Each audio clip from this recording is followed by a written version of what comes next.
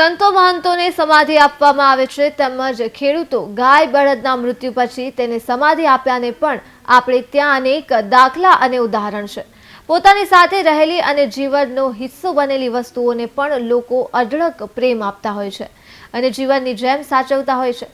ત્યારે આવો જ વાહન પ્રેમનો કિસ્સો ગુજરાતના અમરેલી જિલ્લાના પાડરસિંગા ગામમાં બન્યો છે અને લોકોને નવાઈ પમાડી છે। યુવાનના વાહન પ્રેમની ગાથા ગુજરાતભરમાં ચર્ચાનું કેન્દ્ર બની છે। આવો જાણીએ શું છે સમગ્ર કિસ્સો।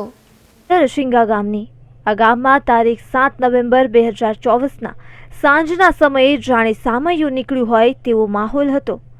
એક 4-વ્હીલર કારને ફૂલોથી શણગારી હતી।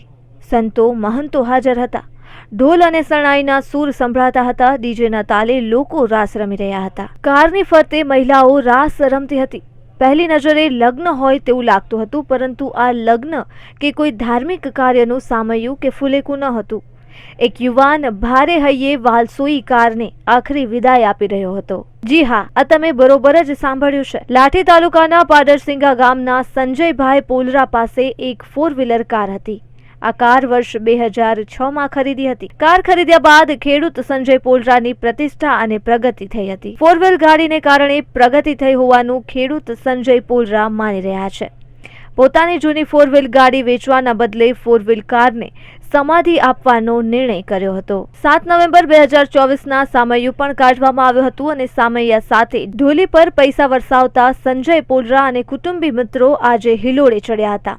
વાજતે ગાજતે 4-વ્હીલ કારનું ફુલેકું કાઢવામાં આવ્યું હતું અને આખું ગામ આ 4-વ્હીલ કારનું ફુલેકું જોવા ઉમટ્યું હતું। તેમજ કારની ફરતે મહિલાઓ રાસ રમતી હતી। કારને સંજય પોલરાએ પોતાની વાડીએ 12 ફૂટનો ઊંડો ખાડો કરીને વિધિ વિધાન સાથે समाधि આપી હતી અને अनोखी पहल करी હતી। आप अपनी गाड़ी को समाधि दे रहे हैं, ऐसा विचार क्यों आया? और ये गाड़ी जो अपने स्वजन होते हैं उनको तो म्यूजियम में रखते हैं, लेकिन आपकी गाड़ी कब ली आपने, गाड़ी को ये समाधि क्यों दे रहे हैं, इसमें कितना खर्चा है, पूरी बात बता दीजिए। मेरा नाम संजय भाई है, संजय भाई कालू भाई पोलरा।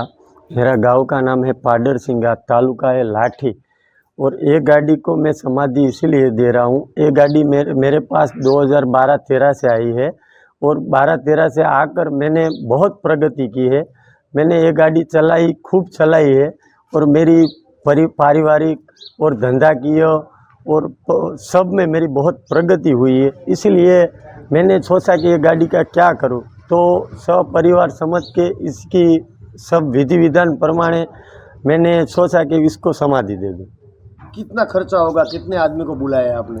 आदमी को 1000-1500 आदमी को बुलाया है और खर्चा 3 से 4 लाख खर्चा होगा। कौन सी विधि करेंगे इस समाधि देने में? वो साधु संतो आएगा और वो रीत रिवाज, वो ब्राह्मण के रीत रिवाज प्रमाणे जो साध्य विधि होती है वो विधि करने की है। ખેડૂત સંજય પોલરા વ્યવસાય સુરતમાં કન્સ્ટ્રક્શન સાથે જોડાયેલા છે। સંજય પોલરાએ જણાવ્યું કે પોતાની આ વાહલસોઈ કારને લકી માનતા હતા। કાર આવ્યા બાદ પદ પ્રતિષ્ઠામાં વધારો થયો હતો અને સમાજમાં પણ સારી નામના થવા લાગી હતી।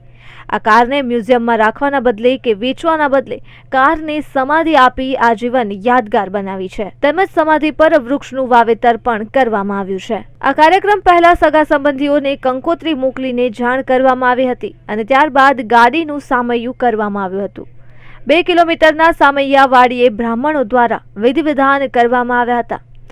ત્યારબાદ કારને સમાધિ આપવામાં આવી હતી।